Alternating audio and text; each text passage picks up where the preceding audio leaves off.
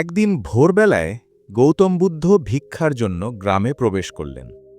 পথের ধারে দুই কৃষক জমিতে লাঙল চালাচ্ছিল। তারা ঘেমে মাটির গন্ধে ভিজেছিল।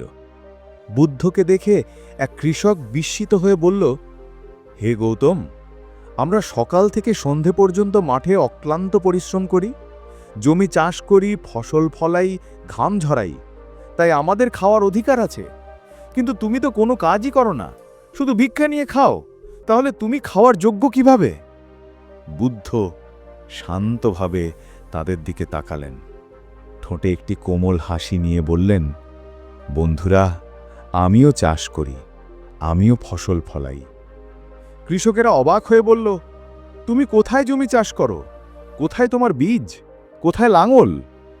বুদ্ধ ধীর স্বরে উত্তর দিলেন, আমার জমি হলো এই মন, আমার বীজ হলো করুণা আর জ্ঞান, আমার লাঙল হলো প্রজ্ঞা।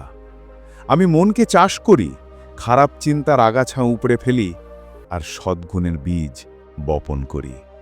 সেই ফসল হলো শান্তি আর মুক্তি। কৃষকেরা গভীরভাবে বুদ্ধের কথা শুনল।